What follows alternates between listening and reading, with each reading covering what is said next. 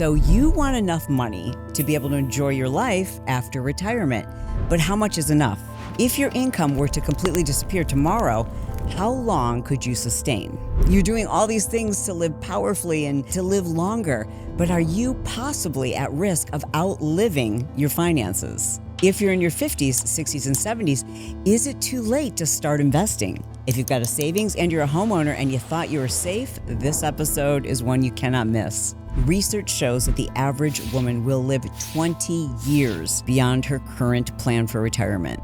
My guest today is Shannon Brome-Ward, and she has made it her mission to help midlife women figure out how to put a plan together, because it is not too late. This isn't someone who grew up on Wall Street or who had parents who were wise investors. This is someone who spent 20 years in corporate America and then realized, I've got this great paying job, but what does my future look like? Today, she is the founder of The Whole Budget. This is a platform designed to help people like you figure out how to put a plan together that takes into consideration your age, the stage of life that you're in, your personal values, and is focused on empowerment versus penny pinching and restricting. Without further ado, our guest today is Shannon Brome-Ward. You didn't spend your lifetime in the financial industry. You spent, as I understand, like 20 years working in corporate America. So when was it you had this moment that you realized, wait, I need to figure some things out? Yeah, it's interesting because it was kind of unconventional. There were two actual pivotal moments. The first one was one of my bosses who had said to me, "Oh, are those the shoes that you're wearing?" And I was like, "Yeah." And she's like, "Those are pretty expensive." And I thought, what a weird thing to say. First of all, they weren't that expensive, but also she was insinuating that that was the extent of the amount of money that I should spend for something. And I thought, I need to control what I spend, when I spend it, how much I spend. And I didn't want anyone dictating how much money I should have and what was enough for me. So at that moment, I was like, I got to figure something out because I have no intention of being here forever. And then the other moment that I had was I was pretty early on in my career, and there were a bunch of folks who had been laid off, and they were about 50, 55. They had worked for like 20, 30 years. And all I heard from them was, what are we going to do? I still have a mortgage. I still have to pay for my kids to go to school. I still have all of these things. And they were devastated. And I was like, oh yeah, no, I can't get to that stage and not have it figured out. Take me back to the woman who made the comment about your shoes, because I was like, only a woman would know how much a pair of shoes costs. What emotion do you remember feeling? Oh, that was a good one. I felt kind of out of control, to be honest. Yeah, I felt like I want to have these nice shoes, and why are you determining what's good enough for me?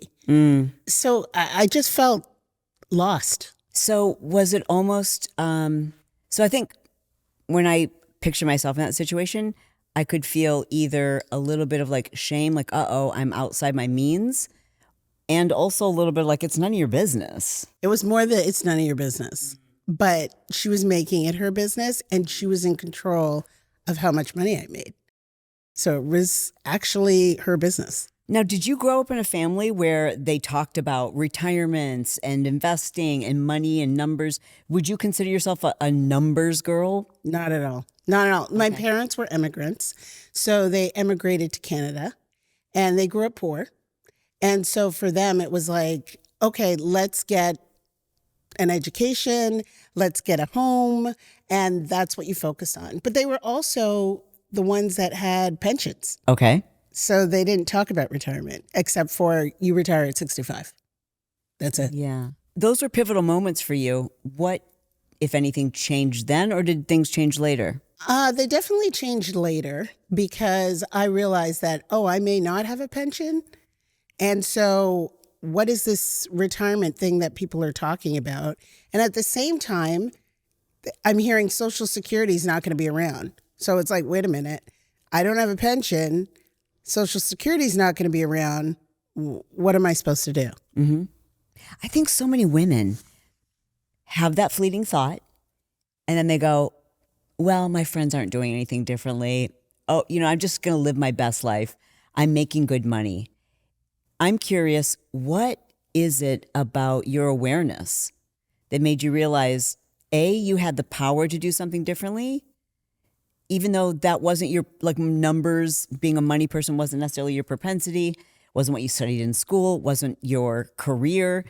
When did you decide, okay, I'm going to go all in and learn everything I need to about this? Really, it was that pivotal moment with that manager. I'm telling you, she unfortunately scared the heck out of me. And I was like, okay, what can I do to make sure that I can be taken care of? That I'm not going to have to rely on this job and potentially lose a job later on and then be like those folks who were laid off. Like that all happened, honestly, in the same week. So I was freaked out. Yeah. I was freaked out. Your story is unusual in that when we meet a woman, typically who's become a multimillionaire, frankly, she's usually an entrepreneur. She's built businesses for the last 20 years. And then when you talk to women who've spent their lives in corporate America, they feel like they have less control. They feel like they have fewer options and that they're kind of at the mercy of their job industry. So walk us through your journey from corporate to where you are today. Yeah, so it's interesting because I believe that too. I thought that, okay, there's no way that you can build wealth or accumulate wealth unless you were an entrepreneur. And I didn't have a single clue about what I was going to do. I'm like, I went to school, I was going to practice in my field, and that was it. Yeah. And I'm going to say, I started off early with like Susie Orman. When you say early, what age 30s. were you? Okay. Not, I wasn't one of those brilliant, like, oh, I knew to start investing at 18 or 22. Okay. No, I was in my 30s. Okay. And it was the toughest time too, because it was like, I had kids, I had a mortgage, I had a car, I still had student loans. So it wasn't like I was putting in a lot of money initially. But I knew that there were folks who had talked about getting started with just a little bit. And that little bit could grow. And quite honestly, I was like, I got to do something. So that's where I started. Susie Orman is like, for me, it was just something about the way she spoke.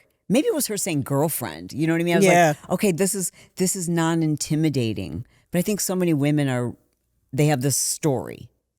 What are some of the biggest myths that you encounter in the work that you do today, helping women in midlife change their thoughts, their beliefs, their behaviors, their habits?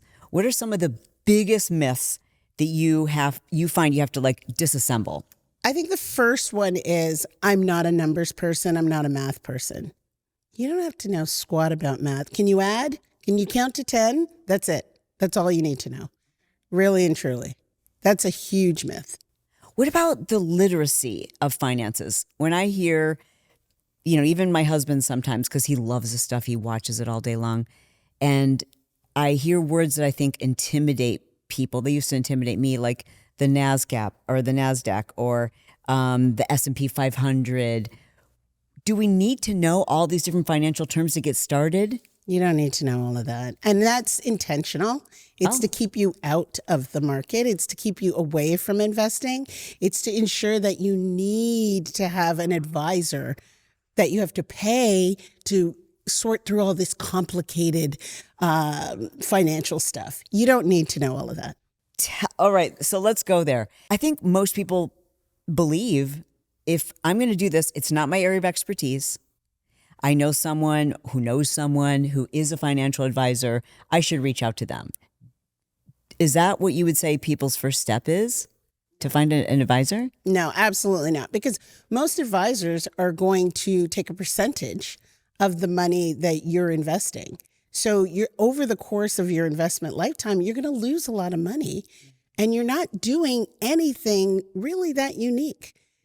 You're doing what most self-made millionaires can do on their own. You mean with the advisor's help? With the advisor's help, yeah, absolutely. I think they do a lot of complicated investing and they get into all of these special kinds of investments. You don't need all of that. You don't. You don't need to complicate it. And I think that is what's so sobering for a lot of people. You can do it quite simply and still build a lot of wealth. Why is it a mission of yours to specifically help women in this stage? Because a lot of women are working really hard and they're really scared. And they've either relied on someone or they are the folks that people are relying upon.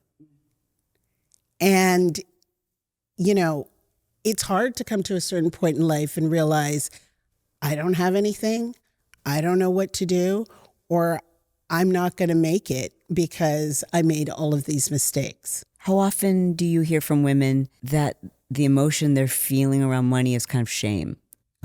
It's always shame. Really? Yeah. It's always shame. The shame and the secrets, because we don't talk about money freely and openly. There's a lot of women out there who think that everybody else is doing okay. So they feel really ashamed. And as a result of that, they just continue to do the same old thing, which isn't working. Things are so different from like our moms, you know, and in so many ways. Like I talk about menopause all the time. I'm like, if you're following your mom's plan, that's not going to go well. If you follow your mom's fitness plan, that's probably not going to go well.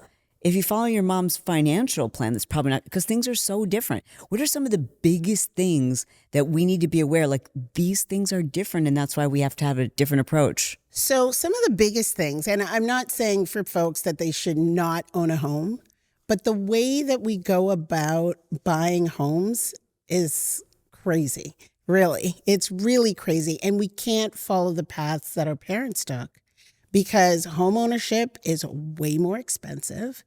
And you're buying an asset that you keep investing in, right? And it oftentimes isn't the best vehicle to build wealth, but for our parents, that was the vehicle to build wealth. Dude, like so many women watching right now it's been drilled into their head to be success. Like in order for your mom and dad to consider you a success as their child, you better be a homeowner.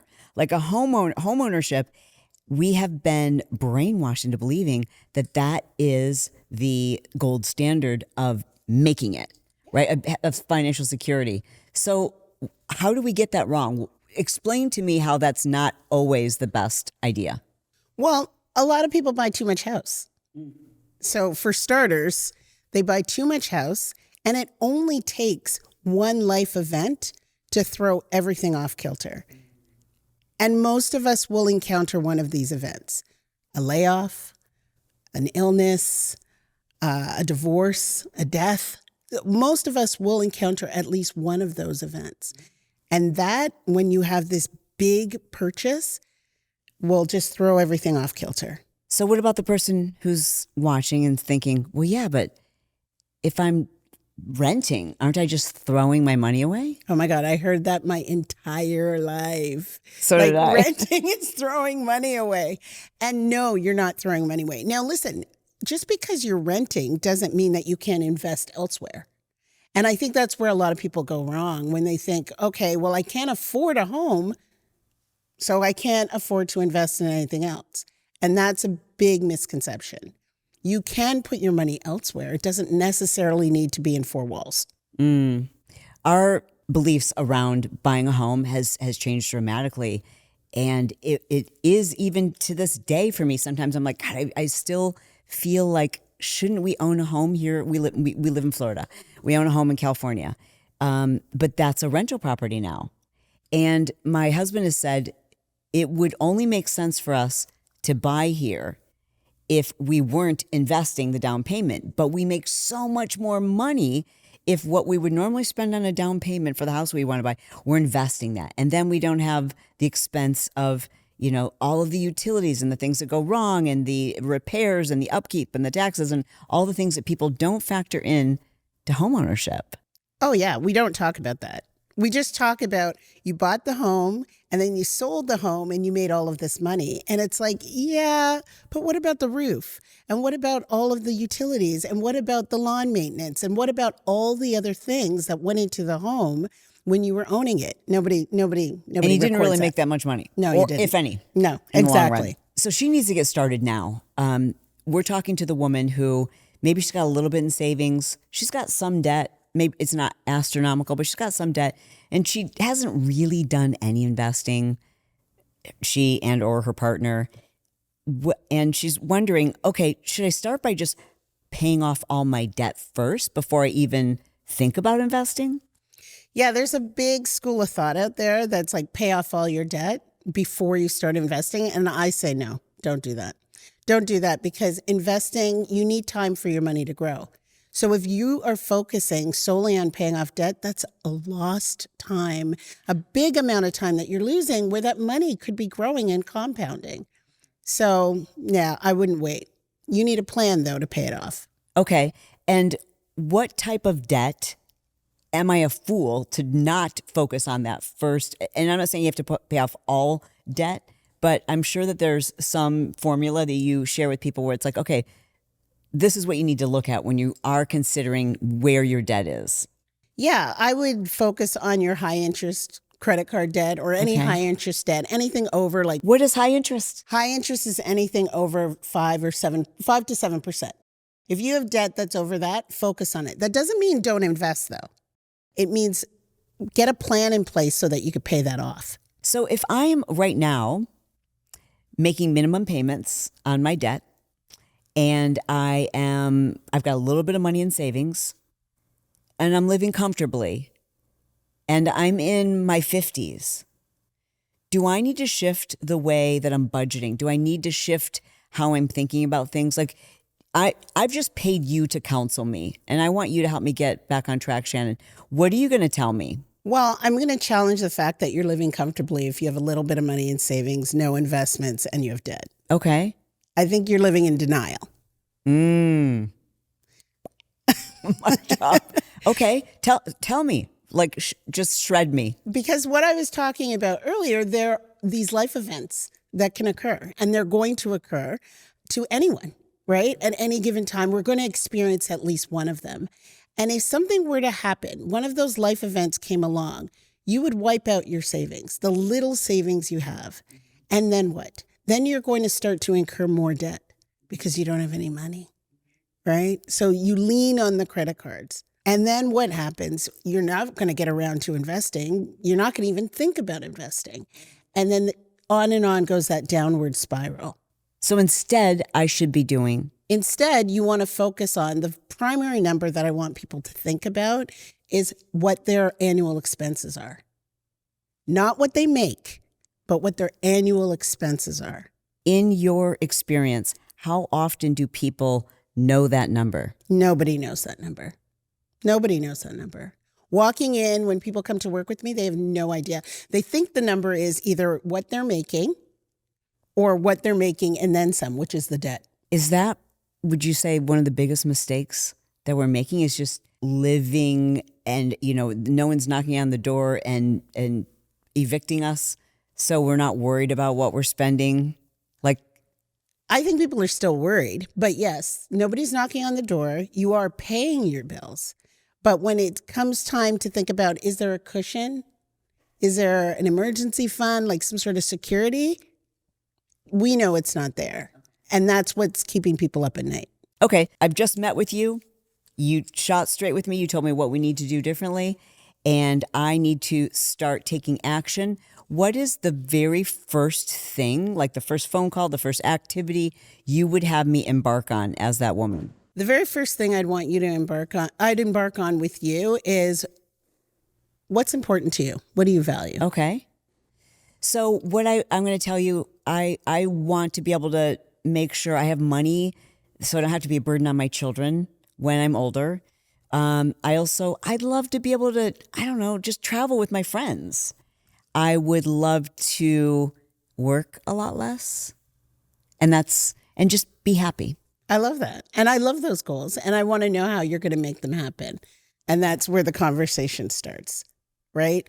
Because a lot of people love those types of things, but there isn't a plan for those things, right? It's just kind of like crossing their fingers and hoping a big opportunity comes their way. Yeah. Or I'll take care of it the next paycheck, or I'll take care of it, I don't know, whenever we go on the trip, I'll pay for it after. Whatever the case may be, there isn't a plan for it. And I just want women to get into the habit of planning for these events and not, because the messaging they tend to get is don't do these things. Okay. Don't enjoy these things. Don't spend on these things. That's like, no, that spend on these things. Enjoy your life. Let's just make sure we have the money to do it. Well, where am I going to get the money if my income is set? I'm making the same amount every week. Maybe I'll get a raise next year, but I'm pretty much making the same amount. Where am I going to get this? How do I have to change my behaviors and where I'm focused to find that money? That's a good question. I think the first thing is let's look at the money. Okay. A lot of people are walking around with their eyes closed, right? So we have to look at what you're actually making and what you're actually spending. Once we know that, a lot of the times all we have to do is reallocate that money towards the things you actually enjoy. Okay. Should I have my money in a savings account? Is there a better place for my money to be sitting? Short-term goals, high-yield savings account.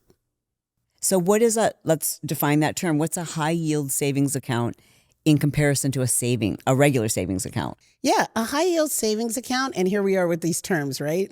All it is, it's a savings account that pays you more interest.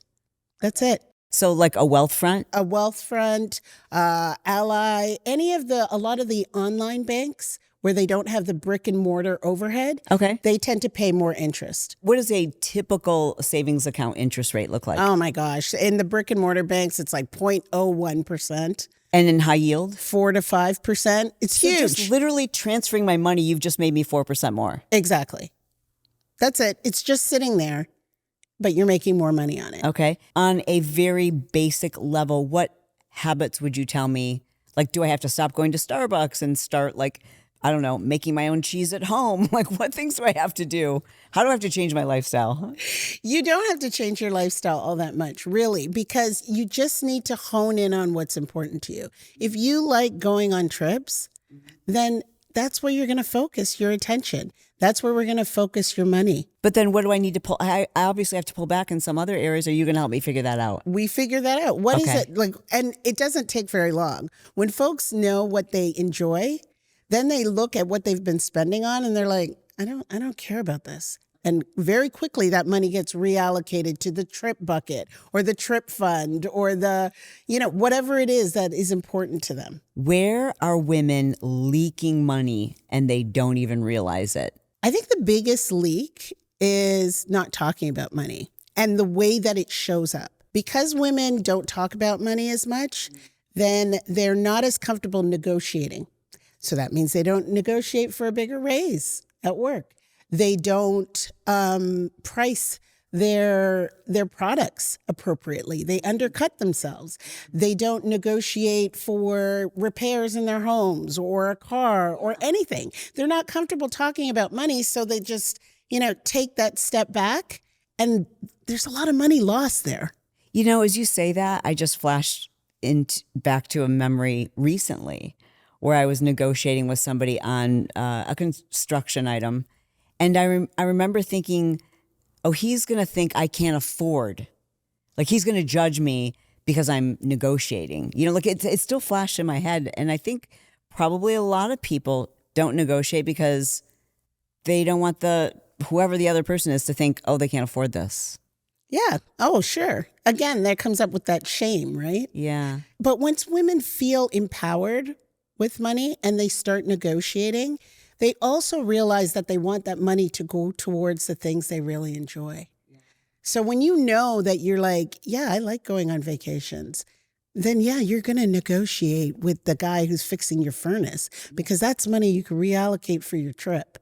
It becomes really important very quickly. What about the things that we hold on to that are so stupid, like purses and shoes and clothes and things that I don't know what we're waiting for, like MTV Cribs, which MTV is no longer, like to come over and film an episode to see these expensive shoes that we bought 15 years ago that don't even fit. But now they're popping off on the real, and so my thing is, I think so many women our age, again, we hold on to these like status symbols of money, of wealth, of success.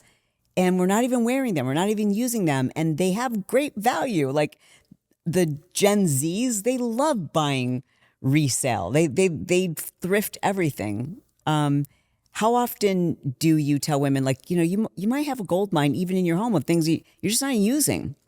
Yeah, that happens all the time. If you're not using the stuff, get rid of it. Yeah. Get rid of it. If you don't enjoy it, then get rid of it. If you like those things, I mean, if somebody is really into designer shoes and bags and whatever, then again, that's what you value. That's important to you. Spend your money that way. But if you're not using this stuff and you're also saying, I don't have the money to invest in my future, you got to take another look at that. When my husband and I were first married, we were obviously broke. Everybody is, I think. And in fact, we got real broke for a while there. We were over $400,000 in debt, almost $500,000 in debt. And there's a lot of things going on that we'll save that for another episode. But when that happened, we buckled down and made a lot of serious changes. Like, it was earth-shattering for me to discover that, and for us to be in that situation. I was really embarrassed.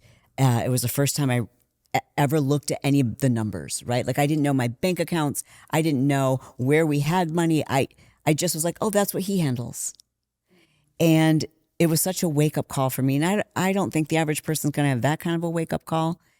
So what does she need to know if she is with a partner who's handling, that side of the marriage or that side of the partnership? What is it her responsibility as an adult to make sure she knows? She needs to know every single possible thing about money, what the account passwords are, what the brokerage for the financial investments, what they are. She needs to know where the deed of the house is, if she's on it. She needs to know the life insurance policy. She needs to know the account passwords. She needs to know every single aspect about their money. It doesn't necessarily mean that she has to manage everything, but you need to know where everything is. You need to understand that. So these, I can check our accounts daily. Does she need to be looking at her accounts on a regular basis? Like, does she start by creating a shared password protection app where they can look at these things together? Is it a conversation? And what is the risk of her saying, I know I probably should, but I trust him? And I mean, it's not just about trust. Something could happen, right? Absolutely. And I'm not saying that, I am woman, hear me roar, you shouldn't trust your husband or your spouse. But I do think it's important because, like the women in the 1950s, if something happened and they were like, oh, I can't write a check, you don't want to be in 2025 talking about you don't know where anything is in case something happens to your husband. It's a really scary position to be in. And I think it's important for women to know about the life insurance policies, the wills, the trusts, whatever there is. They need to have discussions with their spouses and really make sure they know how to access all of this stuff. Yeah. Do you have a story that comes to mind of someone like maybe who's like, woke up one day and they're like, oh, I got to figure all this out. I have no idea my husband died? Or I actually have a story of a client whose husband had a trust fund. And so when they got married, he was like, don't worry, I'm going to get all this money. I'm going to be the one to handle the money. And for, I would say 20 years, he was responsible for the money. And she worked and she made her own money, but everything was, taken care of by him. Well, let's fast forward to now. She's 58. There's no trust fund. His parents spent it. There's very little savings, hardly any money in retirement, and she's panicked. And understandably, because she has one kid about to go to college. At the time, she had one kid about to go to college, and she had one in high school. And there's no college savings and no retirement money, nothing. And she felt embarrassed and resentful. Yeah. Because she trusted him, because she said he came from money, So I thought he knew about money. So how do you help her? Where does she start? So she was 58? Okay. So there's somebody watching right now who's 58, 68 years old. How does their plan change? How is it different from someone who's in their 30s or 40s? Yeah. Well, first of all, I think even if you're 58, 68, you can make a difference, right? If you get started right now, you can make a difference. And for her, it started with getting organized. Now, remember, she wasn't involved in anything. So she didn't know where anything was. So just starting with getting everything in one place and organizing all of the accounts, her old 401ks, getting it all together so she could see what kind of debt they had, everything. That was empowering for her. Because at least now she's like, okay, this is where I stand. Then we got everything stabilized, which meant, okay, we're going to start automating things. We're going to start putting some money towards investments. We're going to teach you what these investments are so we can see how you can make your money grow. And right now she's in the growth stage. Like that's what we're doing. You literally coach her through that process. Through the entire process. So you don't call yourself a financial advisor. How do you refer to the work that you do? It's financial coaching, but it's really behavioral and it's educational. Yeah. So when these folks walk away, they can do their own investments. And that goes across the board. That could be for retirement. That could be for their kids' college funds, depending on how old they are. That could be for anything. They are very savvy. They have savings set up. And the focus for most of the women that come to me is they want to retire with dignity. They don't want to be dependent on their kids. And they want to be comfortable. Yeah. And everyone's definition of comfortable is different, but that's what they want ultimately. So many of the women, when I told them I was going to be speaking with you, they said, I just want to make sure I have enough money in my retirement. And I said, okay, great. I'm going to ask her this question. How much is enough? And very few people had an answer. Most of them said, I don't know what's enough. How is there a formula for someone to figure out, like, what is enough to get me through my late 80s or 90s if I'm lucky? Yeah, that's why I said it's very important for women to know what their expenses are. Because once we know what your annual expenses are, then we can extrapolate out to how much money you're going to need and figure out, once you have that money, that's the amount that you can withdraw every single year until your 80s. And women are going to live well into their 80s. Yes. So they're going to need this money. Statistically speaking, I read in preparation that women currently live 20 years beyond their financial plan. I mean, we're living longer, especially women. So, and the likelihood that we're going to be alone is very high. So the time to make a plan is right now. Well, the time to make a plan was obviously 20 years ago. Yeah. But today is the second best time to make that plan. So, you know, when we turned things around, Brett and I, and we got back on our feet, we started making money, you know, and then that started feeling really good. And we were living to our means. And then for a while, I wouldn't say beyond our means, but like more than we should. There's that lifestyle creep, right? Where you're like, oh, I'm making more, let's spend more. Oh, we got a bigger paycheck, let's buy a bigger house. And I think that's kind of the American way. And in probably the last 10 years, we've been slowly doing what I understand as something called stealth wealth, meaning spending less and less and less and making more and more. And that's my husband's doing, you know? But I think it's important at this stage. Do you find that has to shift, and the earlier that shifts, the better? What is your position around like lifestyle creep versus like living below your means? I don't love the idea of living below your means. And the reason why is most people hear that and they shut down. It sounds terrible. It sounds restrictive. It sounds boring. I get it. And I don't like the idea of it either. But I do believe that you have to think about lifestyle creep in such a way. And I'm going to give you a certain kind of way. I'm going to give you an example. So someone who's making $100,000 gets a new job and now they're making $160,000. Okay, you know, that's sizable, an extra $60,000 a year. What do? They're living in a 3-bedroom, 2-bathroom house that they bought for $450. But now I'm making an extra $60,000. I'm going to go buy $1 million house. Yeah. Well, I need a new car. So then they go and buy a new car. And then with the new car, the new house, the new neighborhood, the kids are, around kids with a lot more money. So they're doing new things. Now we're going on new vacations, and the vacations we've upgraded as well. And suddenly that $60,000 evaporates and they don't know what the heck happened. And now they're talking about living paycheck to paycheck. And it's like, but you made $60,000 extra dollars. That's lifestyle creep. It's not an extra latte. It's not an extra facial or massage. That's not where it comes in. It's the big purchases. It's the big stuff that gets people in trouble. Yeah, it's not even the daily little things. No. Yeah. Okay, so that's interesting. You said you're not such a fan of living below your means. You're very humble, but you have become a multimillionaire from the investing that you've learned how to do. And maybe this is too personal, but do you live below your means? Do I live below my means? I don't think so. I think that when I want to do something, I don't think twice about it. Okay.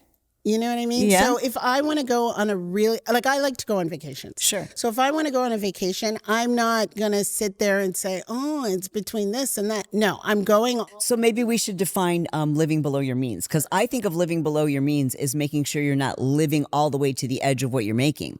Oh, I see what you're saying. Yeah, no, I'm not living to the edge of what I'm making. Okay. No way. So how do you define living below your means? Living below your means for most people means there's a lot of deprivation. And I don't feel like I'm depriving myself. Yeah. I feel like the things that I value and that I want to do, especially when they come to time or enjoying friends and family and things like that, I will spend for that. So that's why finance is so personal. Yeah, that's so true. So the way I look at money now is I won't do stupid things. In my mind, and as I define stupid, for somebody else it might make total sense because it's what they want to do. I will negotiate on things where I can afford to pay full price. I can afford to pay full ask. I can afford to pay the most expensive, whatever, interior designer. But I think that's stupid, in my mind. I think that when I say living below my means, what I mean by that is I'm not being crazy with my money. I'm not being foolish with my money. I'm like, I'm not going to lose money. But if I want to spend on something that's lavish, I don't check the price. But other things, I am like, okay, that's dumb. I can take that money and we can invest it here. Well, yeah, because you know the things that you value. Yeah. You know the things that are important to you. And when you hone in on those things, you're like, well, why would I spend money on these things? That doesn't make sense to me, right? And I think that's really where you get smart with your money. What advice do you have for the woman who's watching who she's the breadwinner and she's carrying the responsibility of her family? She's, now in midlife and looking, going like, I'm tired. I'm tired and I'm getting resentful. And my partner doesn't have the same money mindset as I do. And I feel this incredible burden. And now it's on me to figure out how to invest these things. Can you give her a pep talk? Like, how can she look at this situation? That's a good one because that's really common. Yeah. It's really, really common. I think if you've made it to midlife as a woman, and especially if you are the breadwinner, you're the one who's been holding down the fort, you're dealing with your kids, you may be dealing with aging parents, you got to put that mask on first. I'm sorry. You've got to take care of yourself first because you are going to be bitter and resentful and you're not going to enjoy life. And what was the point of working that hard and creating all of that for you not to enjoy it? So I think starting with really turning inwards and saying, okay, what do I want out of this trip around the sun here? Like, what do I really want out of life? A 401k. I've got a pension and my job isn't going anywhere. AI could never take my job. I'm perfectly safe and I'm making 6 figures. And also I love my job. So I don't see myself quitting anytime in the near future. A woman saying this to you. Is she perfectly safe? Is that an okay situation to be in? What does she need to be aware of? She's not perfectly safe. And let's be honest, ageism exists. And if you're in midlife, you could lose your job. Somebody could decide in a room 3 doors down that that's enough for you because you're too expensive. So you're not perfectly safe. And I don't want to make it doomsday, but it's a reality. Yeah. What are some other reality checks like she needs to hear? She needs to know. You need to know that, you're going to live a long time, most likely. Women live a long time. And we didn't put in as much into the workforce, maybe because we were caregivers when you had kids and they were younger. Maybe because you're a caregiver now to your aging parents. You made less than men. So again, you weren't contributing as much. And then there are a lot of hidden costs that women pay for, even down to, I remember when they did this study and they were like, do you know it costs more to dry clean a blouse than it does to dry clean a man's shirt? Oh, yeah. Little things like that. Yeah. Like there's a lot of things that we pay for that, has an impact on how much money we'll have in retirement. Yeah. When we think about our future and care, et cetera, is that something that we need to budget for too? Like being in a retirement home? Like I don't even know what the percentages are, what percentage of people end up in, memory care, for example, or elderly care. Insurance doesn't typically cover that anymore. I know it used to. Is that something you work with your clients, like they need to budget for that? 100%. Oh. 100%. Because healthcare, as we know here, it's a tough game, right? And so I like people to think about retirement in a couple of stages. So when they first retire, it's like this get up and go. You know what I mean? They're still young, they're still active, they're traveling, they're enjoying life.